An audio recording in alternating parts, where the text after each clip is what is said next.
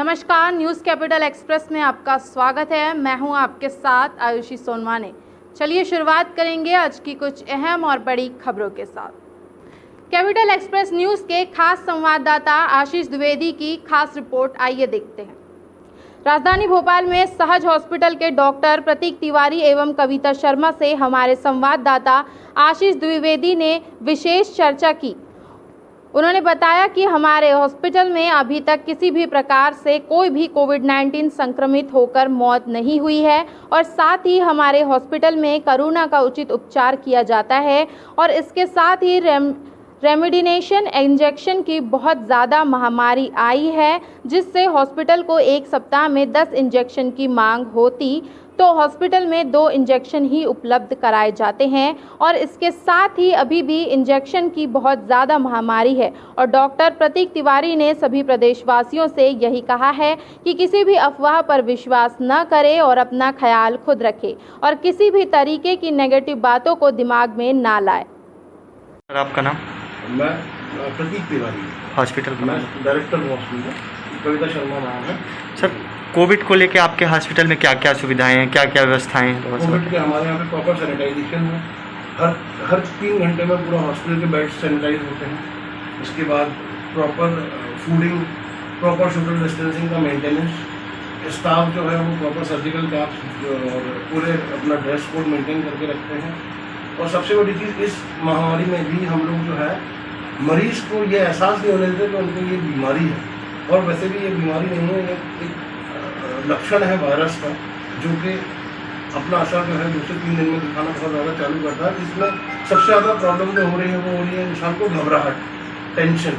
तो बिल्कुल मेरा भी यही कहना है कि इसमें टेंशन ना लें, कोशिश करें जल्द से जल्द प्रथम लक्षण आने पर अपनी जाँच कराएं और जल्द से जल्द किसी डॉक्टर के पास, किसी अनुभवी डॉक्टर के पास जाकर अपनी दवाइयाँ शुरू करके अपनी जाँच करें। अगर इसमें आपने देरी करी है तो लंग इन्फेक्शन जो है वो बहुत जल्दी बढ़ता है। आपने अगर 5 से 7 दिन अपने घर में इलाज कर लिया तो आप ये मान के चलें कि वो जो माइल्ड इन्फेक्शन था वो सीवियरिटी का रूप ले रहा है और बहुत जल्दी ले रहा है। सर, कोविड का जो ग्राफ है आपके हॉस्पिटल में किस तरह इंक्रीज किया है, थोड़ा सा बताइए। हमारे यहाँ पे जो है डेली हम लोग हमारा परमिशन जो है, हमारी 5 बेड की परमिशन है हॉस्पिटल की, तो हम लोग 3 से 4 मरीज लेते हैं। सबसे पहले हम लोग अपने गेट के बाहर ही उनका सैचुरेशन पेशेंट का, उनकी पल्स रेट और पेशेंट की जनरल कंडीशन देखते हैं। अगर सैचुरेशन जो है वो 70 से नीचे जा रहा है या 75 से 70 के बीच में है तो हम उस पेशेंट को हायर सेंटर पर रेफर करते हैं, क्योंकि हमारे पास वेंटिलेटर की सुविधा नहीं है। अगर पेशेंट की उम्र, पेशेंट का सैचुरेशन और पल्स रेट 85 से 80, 75 से 90 के बीच में होती है तो हम उनको बाकायदा कन्विंस करते हैं पेशेंट को, पेशेंट की जनरल कंडीशन, वाइटल्स लेने के बाद उनको एडमिट करके तुरंत super specialist doctor Devesh Batham sir वो आके वो मरीज़ को वाइटल्स चेक कराते हैं। उनकी कोविड प्रोफाइल की जांच कराई जाती है। कोविड प्रोफाइल की जांच के बाद उनका जो है नियमात्मक जो अपना इलाज है वो स्टार्ट किया जाता है। सर, कोविड में जितने पेशेंट आपके, लगभग जितने पेशेंट हुए हैं जब से कोविड सेकंड स्टेप आया, तो डेथ कितने लोग, कितने पेशेंटों को, कितने पेशेंट ठीक हुए, लगभग आंकड़ा बताइए थोड़ा सा। हमारे यहाँ पे ये मतलब ये हमारा सौभाग्य है, ईश्वर की कुछ कृपा है कि डेथ रेट सहज हॉस्पिटल का 0 है। पिछले 1/4/2021 से हम लोगों ने कोविड का रजिस्ट्रेशन लिया था माननीय CMHO डॉक्टर प्रभाकर तिवारी के द्वारा, तो उसमें हम लोगों को डेथ रेट हमारे हॉस्पिटल का 0 है और जितने भी मरीज भर्ती हुए हैं वो सब स्वस्थ होकर अपने घर गए हैं और बाकायदा उनको हमने सही सलाह, सही डाइटरी इंफॉर्मेशन कि भाई आपको क्या खाना है, क्या नहीं खाना है। बस 2 ही चीज़ हमको ध्यान रखना है। एक, अगर हम कोविड से ठीक हुए हैं तो उसमें 1 से 1.5 महीने की कमजोरी शरीर में रहती है, तो हमें भरपूर खान पान और आपसी दूरी, रिश्तों में मतलब अपने रिश्तेदारों से, परिजनों से थोड़ी सी दूरी, मास्क, सैनिटाइजेशन वो प्रॉपर रखना है अगर आप कोविड से ठीक हुए भी हैं। और वैक्सीनेशन है, वैक्सीनेशन। सर, कोविड को लेके आपके यहाँ रेमडेसिविर इंजेक्शन और ऑक्सीजन को लेके क्या किल्लत है, और बताइए। ऑक्सीजन का कुछ शुरुआत में दिक्कत थी, लेकिन माननीय उमेश शर्मा जी जो डिप्टी कमिश्नर जी हैं, डिप्टी कमिश्नर साहब हैं, उन्होंने पर्सनली हम लोगों को एक भोपाल ऑक्सीजन सप्लाई एक व्हाट्सएप ग्रुप क्रिएट करा और पर्सनली हर हॉस्पिटल में कॉल करते थे, हर 6 घंटे में कॉल आता था। उन्होंने एक फॉर्मेट दिया था, उस फॉर्मेट को भर के तो हमारे रिफिल जहाँ पे भी सिलेंडर अवेलेबल होते थे ऑक्सीजन के, तो हमारे सिलेंडर रिफिल होके आते थे। और रेट्स भी ऐसा नहीं हुआ कि भाई बहुत ज़्यादा रेट्स दिए गए, जो नॉर्मल रेट्स हैं उसी पे हमें बताया था, उसकी एक बिलिंग हुई। और मरीजों को ऑक्सीजन उपलब्ध कराने में मिस्टर उमेश शर्मा जी ने बहुत हमारी मदद की। उसके अलावा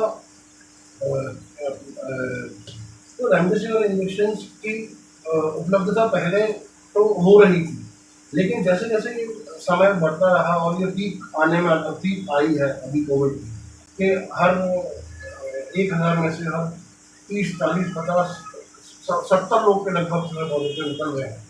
तो इसमें अभी रेमडेसिविर की इंजेक्शन की हम जैसे डिमांड भेजते हैं 7 दिनों में, हमारे यहाँ 4 पेशेंट भर्ती हैं, 4 पेशेंट को 24 इंजेक्शन लगने हैं।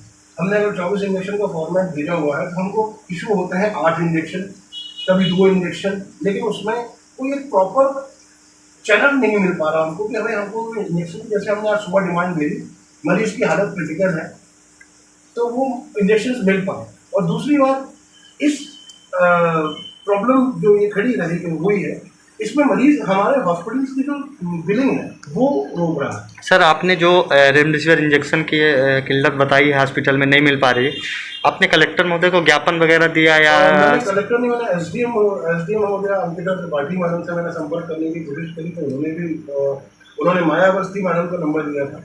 और फिर उसके बाद यहाँ के जो पटवारी जी हैं आशीष मिश्रा जी, उन्होंने भी मेरे को नंबर दिया, लिंक दिया फॉर्म जमा करने का, लेकिन वो हो नहीं पाया मेरा। तो सर क्या आश्वासन मिला वहाँ पर? आश्वासन मिला कि हम देखते हैं, फॉर्म भर के भेजिए, आपका नाम डालते हैं। अभी तक नहीं हो पाया आपका? अभी तक नहीं सर। अभी मतलब कल मेरे पास 2 इंजेक्शन आए थे और कल मेरे पास 2 मरीज थे। 2 मरीज का अटेंडर का आपस में झगड़ा हुआ है कि हमारे मरीज को लगाइए, हमारे मरीज को लगाइए। सर क्या हम बड़े असमंजस की स्थिति में हो जाते हैं कि हम भाई कैसे करें। दोनों मरीजों को जरूरत है और दोनों मरीजों को 2 इंजेक्शन स्टैंड लगाने की जरूरत है। रेमडेसिविर का डोज ही ऐसा होता है कि उसको 200 mg तुरंत लगाना है, फिर 100 mg अगले दिन, फिर 100 mg अगले दिन, ऐसे करके 6 इंजेक्शन पूरे कंप्लीट किए जाते हैं। सर क्या संदेश आप देना चाह रहे हैं डॉक्टरों को, पेशेंटों को और आम पब्लिक को जितने हैं सबको क्या संदेश आप देना? मैं सभी को यही संदेश देना चाहता हूँ कि कोविड जो वायरस है, इससे डरना नहीं है, पैनिक नहीं होना है। अगर आपको इनिशियल सिम्टम्स कुछ समझ में आ रहे हैं, जैसे कि कुछ स्वाद नहीं आना, किसी प्रकार की खुशबू नहीं आना, या आपको थकावट महसूस होना, सीढ़ियाँ चढ़ने में सांस फूलना, या थोड़ा सा काम करने में थक जाना, लूज मोशन, जी मचलाना, तो अपने डॉक्टर के पास तुरंत जाएं। अपने नज़दीकी किसी भी स्वास्थ्य केंद्र में जाके अपना रैपिड टेस्ट कराएं। रैपिड टेस्ट में भी 2 बातें हैं, अगर पॉजिटिव आता है तो RT-PCR कराने की आवश्यकता नहीं है। आप अपनी जांचें कोविड प्रोफाइल करा के आप अपनी दवाइयाँ चालू करवा सकते हैं किसी विशेषज्ञ द्वारा।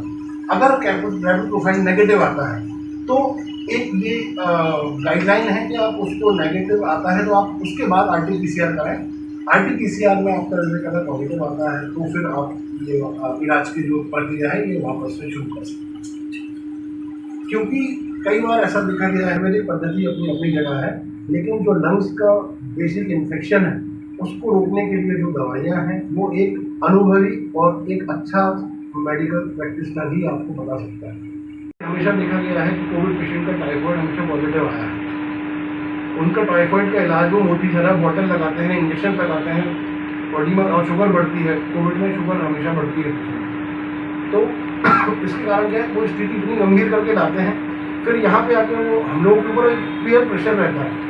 मेरा हॉस्पिटल तो अकेला नहीं, हमारे आसपास नरेगा क्षेत्र में, विकास के क्षेत्र में भी हॉस्पिटल में सभी के ऊपर ये प्रेशर है कि 10 दिन घर पे रखने के बाद वो यहाँ पे प्रेशर आता है, पेशेंट को लेके आते हैं और उसके बाद जो कंडीशन है वो लंग्स इन्फेक्शन, जो CT स्कैन में जो रिपोर्ट आती है वो आती है 70 से 80% का इन्फेक्शन आ रहा है। फिर उसमें रेमडेसिविर की उपलब्धता सुचारू रूप से नहीं हो पा रही। तो ये दिक्कतें जो हैं ये है कि मैं जनता को यही संदेश देना चाहूँगा कि घर पे इलाज ना करें।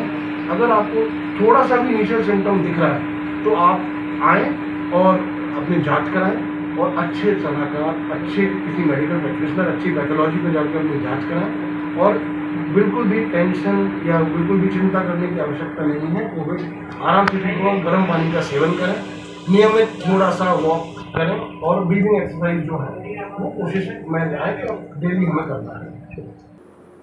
इस वक्त खबरों में फिलहाल इतना ही। आगे की खबरों के लिए बने रहिए हमारे साथ और मुझे दीजिए इजाज़त। नमस्कार।